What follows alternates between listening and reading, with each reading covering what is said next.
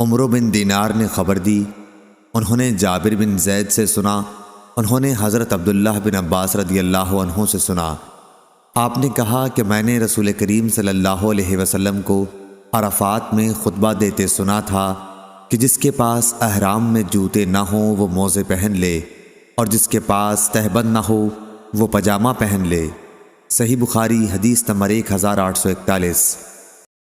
ابن شہاب نے بیان کیا، ان سے سالم نے اور ان سے حضرت عبداللہ بن عمر رضی اللہ عنہ نے بیان کیا کہ رسول کریم صلی اللہ علیہ وسلم سے پوچھا گیا کہ محرم کون سے کپڑے پہن سکتا ہے؟ آپ صلی اللہ علیہ وسلم نے فرمایا کہ قمیص، عمامہ، پاجامہ اور برنس، کنٹوپ یا باران کوٹ نہ پہنے، اور نہ کوئی ایسا کپڑا پہنے جس میں زعفران یا ورس لگی ہو، اور اگر جوتیاں نہ ہوں تو موزے پہن لے، البتہ اس طرح کاٹ لے کہ ٹخنوں سے نیچے ہو جائیں۔ صحیح بخاری حدیث نمبر 1842۔ عمرو بن دینار نے بیان کیا، ان سے جابر بن زید نے اور ان سے ابن عباس رضی اللہ عنہ نے بیان کیا کہ نبی کریم صلی اللہ علیہ وسلم نے ہم کو میدان عرفات میں وعظ سنایا۔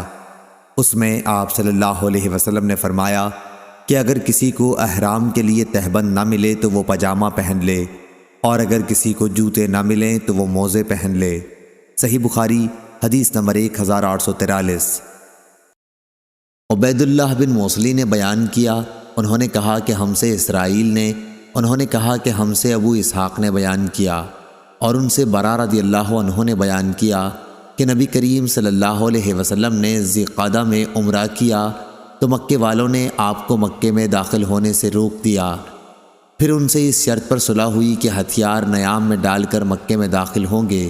صحیح بخاری حدیث نمبر 1844۔ وہیب نے بیان کیا، ان سے عبداللہ بن طاؤس نے، ان سے ان کے باپ نے، ان سے عبداللہ بن عباس رضی اللہ عنہ نے کہ نبی کریم صلی اللہ علیہ وسلم نے مدینہ والوں کے لیے ذوالحلیفہ کو میقات بنایا، نجد والوں کے لیے قرن منازل کو، اور یمن والوں کے لیے یلملم کو۔ یہ میقات ان ملکوں کے باشندوں کے لیے ہے اور دوسرے ان تمام ملکوں کے لیے بھی جو ان ملکوں سے ہو کر مکہ آئیں اور حج اور عمرے کا بھی ارادہ رکھتے ہوں، لیکن جو لوگ ان حدود کے اندر ہوں تو ان کی میقات وہی جگہ ہے جہاں سے وہ اپنا سفر شروع کریں، یہاں تک کہ مکہ والوں کی میقات مکہ ہی ہے۔ صحیح بخاری حدیث نمبر 1845۔ امام مالک نے خبر دی، انہیں ابن شہاب زہری نے اور انہیں انس بن مالک رضی اللہ عنہ نے آ کر خبر دی کہ فتح مکہ کے دن رسول کریم صلی اللہ علیہ وسلم جب مکہ میں داخل ہوئے تو آپ کے سر پر خود تھا۔ جس وقت آپ صلی اللہ علیہ وسلم نے اتارا تو ایک شخص نے خبر دی کہ ابن قتل کعبہ کے پردوں سے لٹک رہا ہے۔ آپ صلی اللہ علیہ وسلم نے فرمایا کہ اسے قتل کر دو۔ صحیح بخاری حدیث نمبر 1846۔ صفوان بن یعلی نے بیان کیا، ان سے ان کے والد نے کہ میں رسول اللہ صلی اللہ علیہ وسلم کے ساتھ تھا کہ آپ کی خدمت میں ایک شخص جو جبہ پہنے ہوئے تھا حاضر ہوا، اور اس پر زردی یا اسی طرح کی کسی خوشبو کا نشان تھا۔ عمر رضی اللہ عنہ مجھ سے کہا کرتے تھے، کیا تم چاہتے ہو کہ جب حضرت صلی اللہ علیہ وسلم پر وحی نازل ہونے لگے تو تم حضرت صلی اللہ علیہ وسلم کو دیکھ سکو؟